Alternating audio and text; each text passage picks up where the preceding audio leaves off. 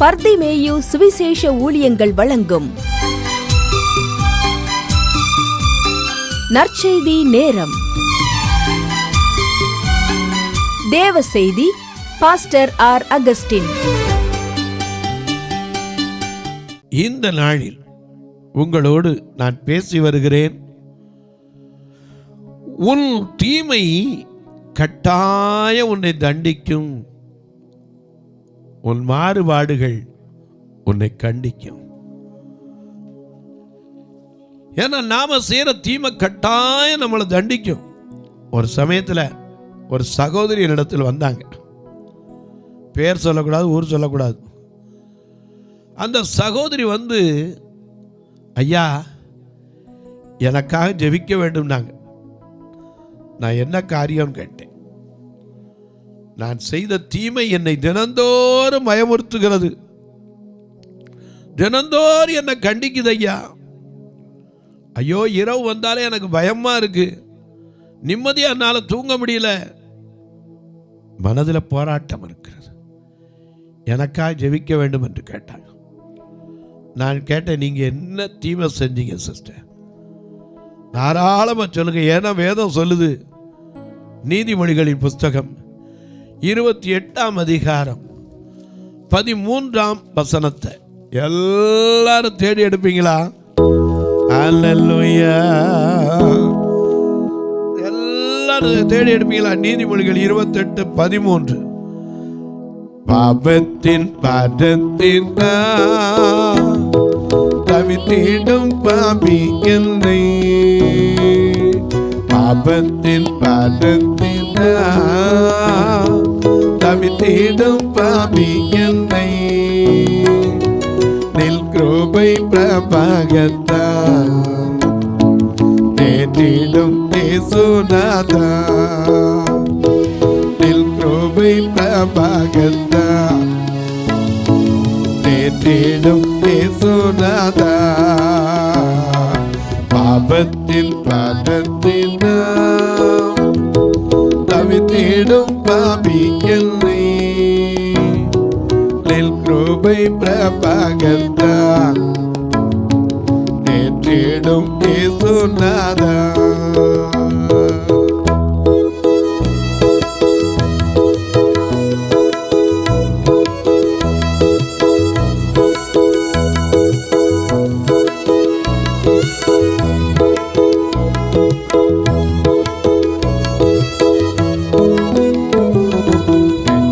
குமாரனை போ துஷ்டனாய் அலைந்தேனப்பா, குமாரனை போ துஷ்டனாய் அலைந்தேனப்பா, நில் அன்பை உணராமல் ரோகம் நான் செய்தேனையா, நில் அன்பை உணராமல் ரோகம் நான் செய்தேனையா.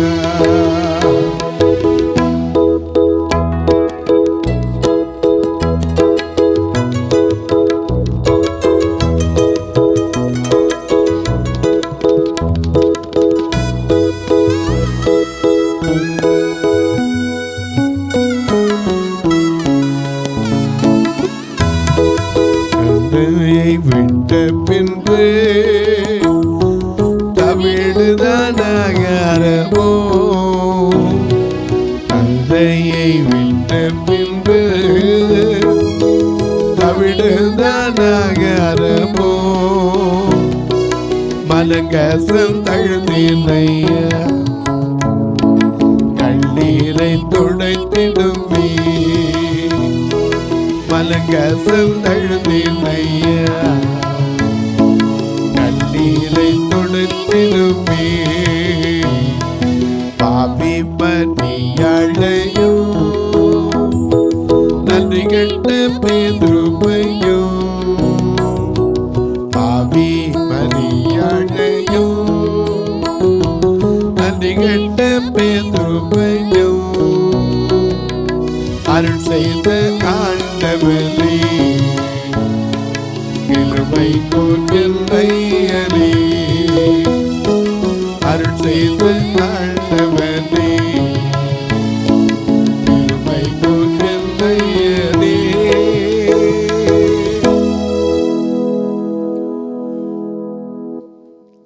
நல்ல கவனிங்க. நீதிமொழிகள் 28:13 என்ன சொல்லுறது? மிக அழகான ஒரு வசனம். தன் பாவங்களை மறைக்கிறவன் வாழ்வடைய மாட்டான், அவைகளை அறிக்கை செய்து விட்டு விடுகிறவனோ இரக்கம் பெறுவான். ஆண்டவர்கிட்ட இரக்கம் உண்டு. ஏன்னா அவர் பேரே என்னது? இரக்கத்தில் பெரியவர், மனதுருக்கம் உள்ளவர். இந்த அம்மா சொன்னாங்க, ஐயா நான் செஞ்ச தீமை என்னை நிம்மதியாக இருக்க விட மாட்டேங்குது. இரவு வந்தாலே எனக்கு பயம் வந்துடுது. ஐயோ எனக்கா ஜெபம் பண்ணி இதுலேருந்து விடுதலை கிடைக்கணுயா. நான் கேட்டேன், நீங்கள் என்னம்மா செஞ்சீங்க? அதை சொல்லுங்க, தைரியமாக சொல்லுங்க. ஆண்டவர் சமூகத்தில் நிற்கிறீங்க, எனக்கு ஒன்றும் இல்லை சொல்லுங்க அப்படின்னு. அவங்க சொன்னாங்க, ஒன்றும் இல்லை பிரதர், நான் படிக்கிற காலத்தில் ஒருவரோடு பழகினேன். பழகினதுனால எங்கள் அன்பின் மிகுதியினால் ஒருவருக்கொருவர் பழக்கம் ஏற்பட்டது. பழக்கம் ஏற்பட்டதுனால இருவருடையும் ஒருவருக்கொருவர் ஐக்கியமானோம். இந்த ஐக்கியத்தினால நான் கருவுற்றேன். இந்த கருவுற்றது என் தாயாருக்கு தெரிய வரக்கூடாது. ஏன்னா எங்கள் குடும்பத்தில் நினச்சா கூட அப்படி சம்மந்தம் பண்ண மாட்டாங்க. அதை சொல்லவும் எனக்கு தைரியம் இல்லை. ஆகையினால நான் என்ன பண்ணிட்டேன், அந்த கருவை போய் அப்படியே அழிச்சிட்டேன், மருத்துவமனையில் அழிச்சிட்டேன். ஆனால் இப்போ கல்யாணம் ஆயிடுச்சு, குழந்தை இல்லை, தினந்தோறும் குழந்தைக்காக ஏங்குறேன். ஆனால் அப்படி நினச்சிக்கிட்டே தூங்கும்போது அந்த குழந்தை வந்து என்கிட்ட பேசுகிற மாதிரியே இருக்குய்யா. மம்மி நான் என்ன செஞ்சேன், என்னை ஏன் கொன்னுட்டேன், என்னை ஏன் கொன்னுட்டேன், ஒவ்வொரு நாளும் உன்னை வந்து கேட்குது. ஐயோ என் நிம்மதியே இல்லாமல் இருக்கையா. ஒவ்வொரு நாளும் அரண்டு புரண்டு எந்திரிக்கிறேன். எனக்கா ஜெபம் பண்ணுங்க. உன் தீமை உன்னை என்ன செய்யும்? தண்டிக்கும். உன் மாறுபாடுகள் உன்னை கட்டாயம் கண்டித்து விடும். மறந்துடாதீங்க. நாம் மனிதர்களுக்கு மறைக்கலாம், உறவுகளுக்கு மறைக்கலாம், அம்மா அப்பாவுக்கு மறைக்கலாம். ஒருவர் நம்மை காண்கிற தேவன். அவர் எங்கே போனாலும் சரி. சங்கீதக்காரன் சொல்ல, நான் நடந்தாலும் படுத்திருந்தாலும் எங்கே இருக்காரு? கூடவே இருக்கிறார். சங்கீதக்காரன் பாடுறான்னு என்ன சொன்னா, நான் நடந்தாலும் படுத்திருந்தாலும் வானத்துக்கு ஏறினாலும் என்னை சூழ்ந்தது, அங்கேயும் உம்முடைய கரம் என் மேல் இருக்கிறது. நான் வானத்துக்கு ஏறி ஓடினால் அங்கேயும் உம்முடைய செட்டைகள் இருக்கிறது. எங்கேயா ஓடுவேன்? ஃபாதர் பாடினாரே, உம்மை விட்டு எங்கே ஓடுவேன், உம்மை பிரிந்து பாட முடியாதையா. இசையா இசையா, உம்மை பிரிந்து பாட முடியாதையா. இசையா இசையா.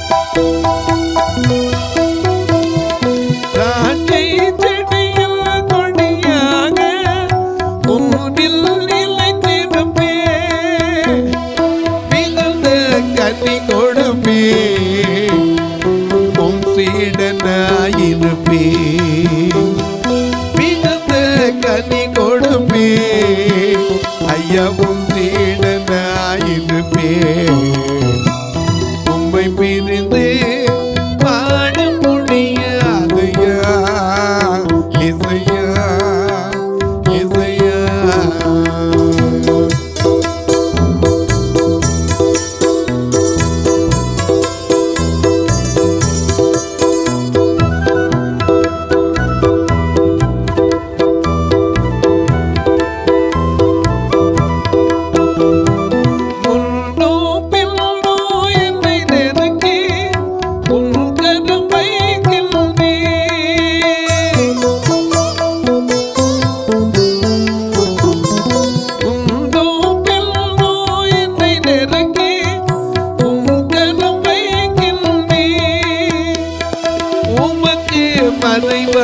எங்கே போவேன், உம்மை விட்டு எங்கே ஓடுவேன். உமக்கு மறைவா எங்கே போவேன், உம்மை விட்டு எங்கே ஓடுவேன். நான் உம்மை விட்டு எங்கே ஓடுவேன். உம்மை பிரிந்து வாழ முடியாதையா இசையா இசையா.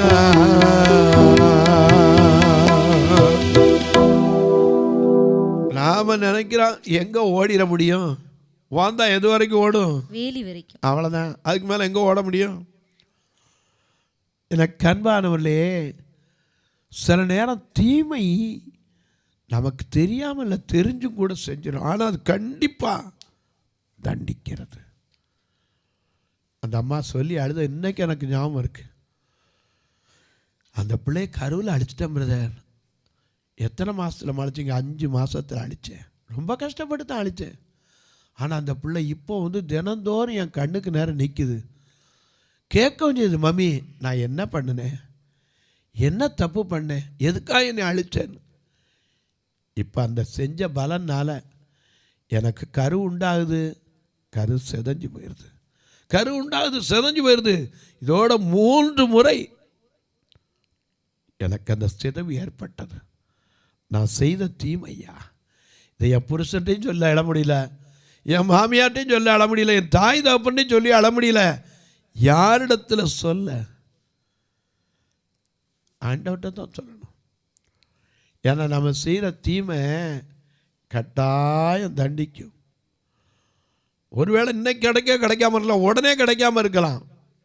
நம்ம நாட்டில் ஒரு பழமொழி உண்டு, அரசன் அன்று கொள்வான் தெய்வம் நின்று. மறந்துடாதீங்க. ஏன்னா ஒரு சமயத்தில் ஒரு சாட்சியை கேட்டேன். ஒரு ஊழியக்காரர் ஒரு ஊருக்கு கன்வென்ஷன் கூட்டத்துக்கு போயிருந்தார். அப்படி போகும்போது அவருக்கு தங்க வைப்பதற்கு ஒரு புது வீடை கொடுத்தாங்க. நல்லா கவனிங்க, யாருமே அந்த வீட்டில் அது வரைக்கும் என்ன செய்யலை, குடி இருக்கலை. புது வீடு சும்மா கட்டி அப்படியே போட்டி போட்டிருந்தாங்க. அந்த வீடை திறந்து கொடுத்தாங்க. எல்லா வசதியும் இருந்துச்சு, எல்லா வசதியும் இருந்துச்சு. இவர் போய் அந்த வீட்டுக்குள்ளே போய் 3 நாள் இங்கே இருக்க வரைக்கும் நீங்கள் தாராளமாக போதுங்கிற இடம் இருக்குது, இங்கே உட்காந்து நீங்கள் ஜெபம் பண்ணி ஆயத்தப்பட்டு நல்லா ஊழியம் செய்யலாம், உங்களுக்கு எந்த வசதியும் குறையில்லை, ஏர் கண்டிஷனர் பண்ணி வச்சுருக்கோம், எல்லா இடத்துலையும் எல்லா வசதியும் இருக்குது, இருங்கன்னார். இவர் முதல் நாள் வந்து போய் தங்கினார். தங்கிட்டு பிரசங்கத்துக்கு வந்தார். அடுத்து சாப்பிட போகும்போது 2 பேரும் பேசுனாங்க. என்ன பிரதர், வீடெல்லாம் எப்படி இருக்கு, நல்ல சௌரியமாக இருக்கா? அதெல்லாம் நல்லா இருக்கியா? இது அப்படியே சும்மா தான் வச்சுருக்கோம் பிரதர், யாருக்குமே இன்னும் குடி இருக்கலை, சும்மா தான் கட்டி வச்சுருக்கோம், உங்களுக்காக தான் திறந்துருக்கோம். அவர் கேட்டார், என்ன இப்படி சொல்கிறீங்க, அதில் நிறைய வெடிப்பு இருக்குன்னார். அதுதான் பிரதர் எனக்கு புரியலை. எவ்வளவு பூசி எவ்வளவு பராமத்து பார்த்தாலும் சரி, திருப்பி அந்த இடத்துல வெடிப்பு விழுந்துக்கிட்டே இருக்கு, என்னன்னே விளங்கலைன்னா. இவர் சொன்னார், நான் ஜெபம் பண்ணி பார்க்குறேன், இன்றைக்கி நைட்டு தங்குறேன்லன்னு. ஜெபம் பண்ணும்போது அவருக்கு வெளிப்பட்டுச்சான். என்ன வெளிப்பட்டுச்சான் தெரியுமா? அவர் அடுத்த நாள் கேட்டார், ஏம்மா உங்கள் தாத்தா என்னாச்சுன்னாராம். அவர் இறந்துட்டாரியா? எவ்வளோ நாள் இருக்கும்? அவர் ரொம்ப நாள் ஆச்சு, ஒரு 10-15 வருஷம் இருக்கும். அவர் என்ன வேலை பார்த்தாரு? என்னையா அப்படி கேட்குறீங்க? இல்லை, ஏன்னா அவர் என்ன வேலை பார்த்தாருன்னு கொஞ்சம் சொல்லுங்கள். அவர் மாடு இந்த அடைக்கிறது, கூண்டில் அடைக்கிறாங்கல்ல, பிடிச்சி பவுண்டில் அடைப்பாங்கள்ல, தப்பாக வந்தா அதுக்கு அவர் வேலை பார்த்துக்கிட்டு இருந்தார், அதுதான் அவர் வேலை. அப்படியா? அவர் நல்ல மனுஷனா? ஐயோ என்ன கேட்குறீங்க, நல்ல மனுஷன். என்ன கோபம் தான் ரொம்ப ஜாஸ்தி. ஒரே ஒரு தடவை ஒரு மாடை என்ன செஞ்சிட்டாரு, சொல்லி சொல்லி பார்த்தாரு, அவங்க மாட்டுக்காரன் கேட்கவே இல்லை, அதை உயிரோடு நிப்பாட்டி வச்சு தோலோடு உரிச்சு விட்டாரு பாருங்க. நான் அந்த சாபம் இந்த வீட்டில் இன்னைக்கும் தங்குதுனார். நாம் செய்கிற தீமை கட்டாயம் நம்மை தண்டிக்கும், மறந்துடக்கூடாது. அநேக நேரங்களில் நாம் செய்கிற தீமை நமக்கு தெரியலை, அது எப்போ உட்காந்து உணர்றோம். எங்கள் ஊரில் ஒருத்தர் இருந்தார், அவர் அநியாயம் பண்ணாத அநியாயம் கிடையாது. ஆனால் ஒரு நாள் மருத்துவமனையில் எந்திரிக்க முடியாமல் படுக்க முடியாமல் சொல்லிக்கிட்டு இருந்தார். ஐயோ நான் செஞ்ச பாவம்யா, இத்தனை பாடுபடுத்து, நான் எத்தனை பாவம் பண்ணேன். இன்னைக்கு சொல்கிறேன், தன் பாவங்களை மறைக்கிறவன் வாழ்வடைய மாட்டான், அவைகளை அறிக்கை செய்தவன். அதனால தான் ஒவ்வொரு வாரமும் சன்னதியில் வரும்போது சொல்கிறோம், அவருடைய சன்னதியில் நம்முடைய அக்கிரமங்களை மாயமாய் மறைத்து கொள்ளாமல் சொல்கிறோம்ல, பணிவும் தாழ்மையும் துக்கமும் கீழ்ப்படிதலும் உள்ள இருதயத்தோடு அறிக்கையிட கடணும். அறிக்கையிடுறோம்ல, விசுவாச பிரமாணத்தை அறிக்கையிடுறோம், நம்முடைய பாவங்களை அறிக்கையிடுறோம். எனக்கு அன்பானவர்களே, நமக்கு தெரியாது நாம் செய்கிற தீமை கட்டாயம் பொறுத்திருக்கு, வெயிட் பண்ணியிருக்கு, எப்போ டைம் வருது காத்திருக்கும். எனக்கு அன்பானவர்களே, மறந்து பாருங்க, வேதத்தில் பாருங்க, ஒரு மனுஷன் தான் செஞ்ச தீமையை அவனே அறிக்கையிடுறான் பாருங்க. ஆனால் மன்னிப்பு கேட்கல. ஒருவேளை ஆண்டவர்கிட்ட கேட்டிருந்தான்னா மன்னிச்சிருப்பார். ஆனால் மன்னிப்பு கேட்கல. ஆனால் அவன் செய்த காரியத்தை அவனே தண்டிக்கப்பட்டதை நாம் பார்க்கலாம். மத்தேயு எழுதின சுவிசேஷம் 27ஆம் அதிகாரம் முதல் வசனத்திலிருந்து வாசிக்க கேட்போம். மத்தேயு எழுதின சுவிசேஷம் 27ஆம் அதிகாரம் முதல் வசனத்திலிருந்து வாசிக்க கேட்போம். விடியற் காலமான போது சகல பிரதான ஆசாரியரும் ஜனத்தின் மூப்பரும் இயேசுவை கொலை செய்யும்படி அவருக்கு விரோதமாக ஆலோசனை பண்ணி அவரை கட்டி கொண்டு போய் தேசாதிபதியாகிய பொந்தியு பிலாத்துவினிடத்தில் ஒப்பு கொடுத்தார்கள். அப்பொழுது அவரை காட்டிக் கொடுத்த யூதாஸ், நல்ல கவனிங்க, பிலாத்துட்ட போய் என்ன செஞ்சாங்க? தண்ணீர் தன்னை எடுத்து கைகளுமிய தற்பரனை கொல்வதற்கு ஒப்பு கொடுத்தார். சரணம் சரணம் அனந்தா சட்டிரா அனந்தா தாமிதி மைதா வசனா சரண பதம் தா, தாமிதி மைதா வசனா சரண பதம் தா.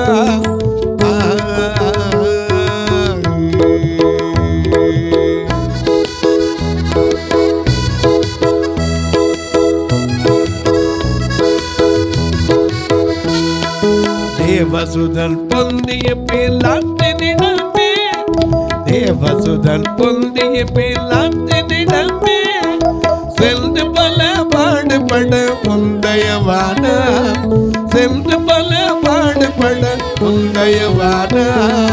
சரணம் சரணம் அனந்தா சச்சிதானந்தா தாமிதி மைதா வசனா சரண பதம் தா.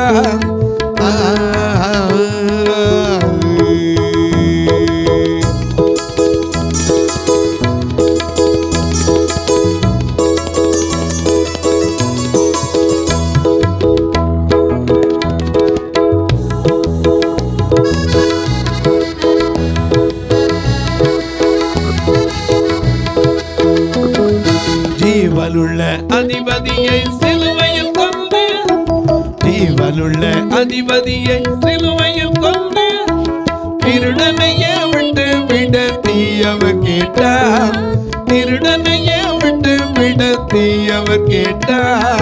சரணம் சரணம் அனந்தா சச்சிதானந்தா தாமிதி மைதா வசனா சரண பதம் தா.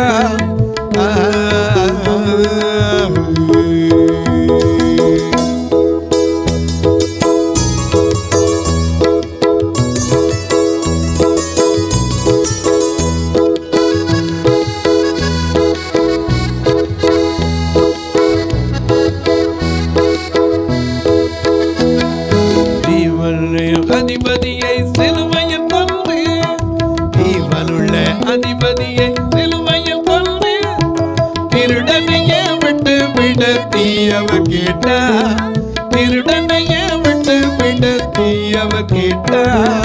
சரணம் சரணம் அனந்தா சச்சிதானந்தா தாமிதி மைதா வசனா சரண பதம் தா.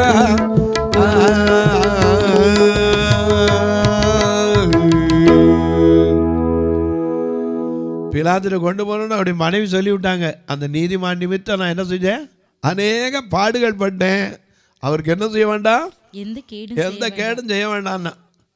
பிலாத்து விடுதலை செய்ய எத்தனையோ கண்டு பார்த்தான். பரபாச நிப்பாட்டி வருஷத்துக்கு ஒருக்கா விடுதலை செய்யறது வழக்கம் உண்டே. இந்த பரபாச விடுதலை செய்யாமல் இயேசு எல்லாரும் என்னதான் சொன்னாங்க, இயேசுவை கொலை செய்யணும், இவனை என்ன செய்யணும், விட்டுறணும்னு தான் சொன்னாங்க. இப்படி கடைசியில் தீர்ப்பானது தெரிஞ்ச உடனே அப்பொழுது அவரை காட்டி கொடுத்த யூதாஸ் என்ன பண்றாரு, அவர் மரண ஆக்கினைக்குள்ளாக தீர்க்கப்பட்டதை கண்டு மனஸ்தாபப்பட்டு, அதுதாங்க தண்டனை. என்னைக்கு மனஸ்தாபப்பட்டு சொல்றியோ, ஆண்டவர் அதை மன்னிக்க காத்திருக்கிறார். ஆண்டவர் நான் தெரியாம செஞ்சுட்டேன், அறியாமல் செய்துட்டேன், அறிக்கையிட்டுப்பார். அந்த முதுகுக்கு பின்னாடி எரிஞ்சுடுவார், சமுத்திரத்தின் ஆழத்தில் போட்டுருவார். இதுவரைக்கும் நீ பாவம் செஞ்சவனா இருக்கலாம், பாவியா இருக்கலாம், ஆனால் அந்த பாவிக்கு புகலிடம் கொடுக்கத்தான் இயேசு வந்தார். பாவியை பார்த்தா நம்மகிட்ட வாவான்னு கூப்பிடுறார். அவன் தீர்க்கப்பட்டதை, ஆக்கினைக்குள்ளா தீர்க்கப்பட்டதை அறிஞ்ச உடனே அந்த 30 வெள்ளிக்காசு எடுத்துகிட்டு போய் பிரதான ஆசாரியர் சொன்ன, ஐயா குற்றமில்லாத ரத்தத்தை என்ன செய்தேன், நான் காட்டி கொடுத்ததினாலே பாவம் செய்தேன். அவங்க சொன்னாங்க, எங்களுக்கு என்னப்பா ஓம்பாடு. அந்த ரத்தம் அந்த காசை எரிஞ்சிட்டு அவன் போய் நாண்டு கொண்டு சேர்த்தான். அதுக்காக ஒரு தப்பு பண்ணால் அவனை மாதிரி நான் அப்படி போங்கன்னு சொல்லலை, ஆண்டவர்கிட்ட மன்னிப்பு கேட்டுனா. அப்போ கூட யூதாஸ் பார்த்து, ஆண்டவரே என்னை மன்னிங்க, என்ன மன்னிச்சிருக்க மாட்டாரா? அத்தனை பேர் அவரை காரி உமிழ்ந்த போது கூட பிதாவே இவர்களை மன்னியும் சொன்னவர் இந்த யூதாஸை மன்னிச்சிருக்க மாட்டாரா? ஆனால் அவன் செஞ்ச தீமை அவனை தண்டிச்சது. அவர் தண்டிக்கலை, உன் தீமை உன்னை என்ன செய்யும், தண்டிக்கும். உன் மாறுபாடுகள் உன்னை கண்டிக்கும். தொலைக்காட்சியில் பார்க்கிறேன் என் அன்பு மக்களே, இந்த நிகழ்ச்சியை நாள்தோறும் பார்க்குறீங்க, கேட்குறீங்க, பரவசம் அடைகிறீங்க. நல்லது, ஒரு வார்த்தை ஜெபம் பண்ணுறீங்களா? இது தொடர்ந்து வரணும், இதற்கான தேவைகள் சந்திக்கப்படணும். 30 நாளும் ஒரு நாள் ஒன்றுக்கு 5000 ரூபா வச்சு ப்ரோக்ராம் கட்டி தான் ஆகணும். சிலது 31ஆம் தேதி வந்துடும். ஆண்டவர் இதுவரைக்கும் கைவிடலை, இனி விட மாட்டார். நீங்களும் அதற்காக ஜெபிப்பீர்கள் என்று நம்புகிறேன்.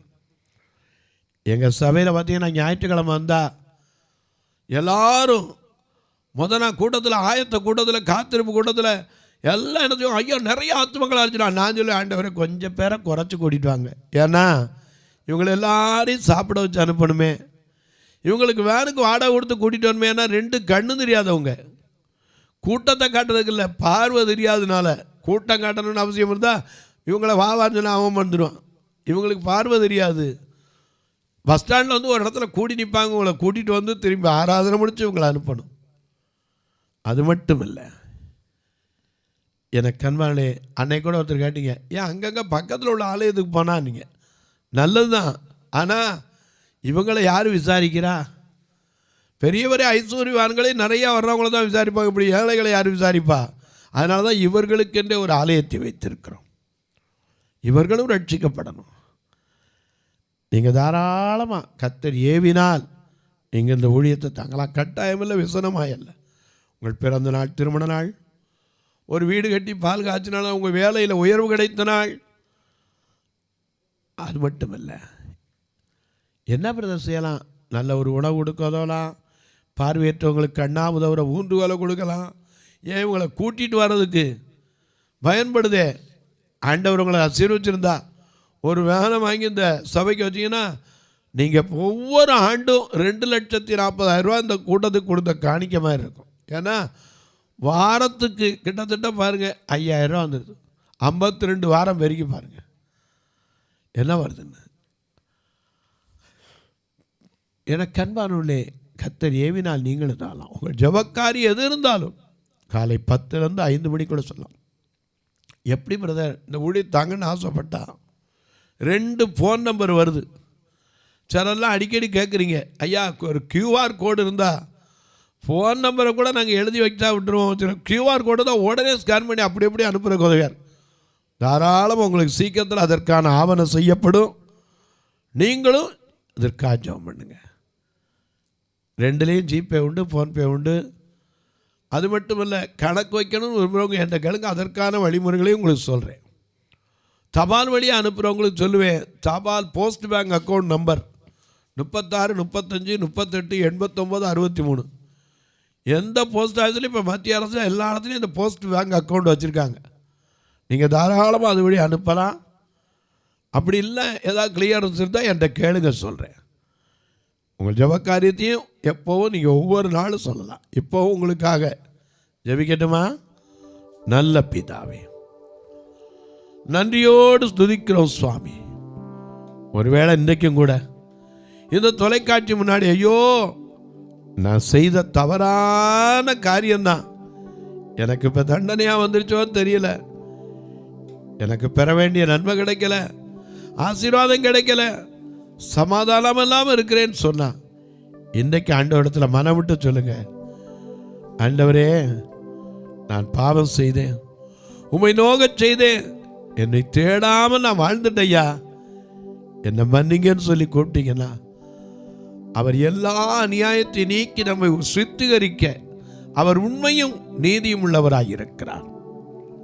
அன்பின் தெய்வமே, பிறந்த நாள் திருமண நாளை நினைவு கூறுகிற மக்களுக்காய் ஜெபிக்கிறேன். மருத்துவமனையில் வைத்திருக்கிற தங்கள் உறவினர்களுக்காய் மனபாரத்தோடு காத்திருக்கிற மக்களுக்காய் ஜெபிக்கிறேன். தன் வீட்டில் ஒரு பிள்ளைய வச்சுக்கிட்டு ஐயோ இவருடைய வாழ்க்கை வயதாயிட்டே போது திருமண காரியம் நடக்கலையேன்னு சொல்லி கண்ணீர் வடிக்கிற மக்களுக்காய், இந்த பிள்ளை எப்படித்தான் நான் கல்யாணம் பண்ணி கொடுக்க போறேன், என்கிட்ட ஒண்ணுமே இல்லையேன்னு சொல்லி கண்ணீர் வடிக்கிற மக்களுக்காய் ஜெபிக்கிறேன். அது மட்டுமல்ல, தன் சகோதரிக்காக, தன் தாய்க்காக தன் வாழ்வையை அர்ப்பணித்திருக்கிற அன்பு பிள்ளைகளுக்காய் ஜெபிக்கிறேன். தாய் படுத்த படுக்கையில் இருக்கும்போது எனக்கு என்ன சுகம் என்று தன் தாய்க்காக தன் வாழ்க்கை அர்ப்பணித்திருக்கிற மகளுக்காய் ஜெபிக்கிறேன். தன் புருஷனுக்காக தன் வாழ்க்கை அர்ப்பணித்திருக்கிற மனைவிக்காய் ஜெபிக்கிறேன். ஒவ்வொருவருடைய கண்ணீர் கவலைகளை மாற்றும், வேதனைகளை விலக்கும். வானத்திற்கும் பூமிக்கும் சகல அதிகாரம் கொண்ட இயேசு கிறிஸ்துவின் ஈடு இணையற்ற வல்லமையுள்ள நாமத்தில் ஜெபிக்கிறேன் நல்ல பிதாவே, ஆமென், ஆமென். சபை ஆராதனை ஞாயிறு காலை 10 மணி முதல் 12 மணி வரை. இடம் பர்திமேயு சுவிசேஷ ஆலயம், அன்னை சத்யா நகர், இளமனூர் அஞ்சல், சக்கிமங்கலம் வழி, மதுரை மாவட்டம். பின்கோட் 625201 மற்றும் பர்திமேயு சுவிசேஷ ஜெப வீடு, plot number 107, Eden garden, Muthur, Tirunelveli. Pincode 627011. சிறப்பு உபவாச கூட்டம் ஒவ்வொரு மாதமும் 2வது சனிக்கிழமை காலை 10 மணி முதல் 1 மணி வரை நாகர்கோவில் YMCA ஹாலில் வைத்து நடைபெறுகிறது. மற்றும் ஒவ்வொரு மாதமும் 4வது சனிக்கிழமை காலை 10 மணி முதல் 1 மணி வரை திருநெல்வேலி புதிய பேருந்து நிலையம் அருகில் உள்ள கிரேஸ் ஹாலில் வைத்து நடைபெறுகிறது. எங்கள் எல்லா ஆராதனைகளிலும் கலந்து கொண்டு தேவனை மகிமைப்படுத்த அன்பாய் அழைக்கிறோம். உங்கள் உதாரத்துவமான காணிக்கைகளினால் இவ்வூழியத்தை தாங்க விரும்பினால் R Augustine, account number 5021364331, IFSC code IDIB 000B066, Indian bank, BP Kulam, Madurai. GPay number 9842181917, BGM ministries மற்றும் 9442559772, பிளைண்ட் மினிஸ்ட்ரீஸ் அகஸ்டின். உங்கள் தொடர்புக்கு பாஸ்டர் ஆர் அகஸ்டின், பர்திமேயு சுவிசேஷ ஊழியங்கள், நாகமலை, புதுக்கோட்டை, மதுரை 625019. தொலைபேசி எண்கள் 9842181917 மற்றும் 9442559772. கர்த்தர் தாமே உங்களை ஆசீர்வதிப்பாராக.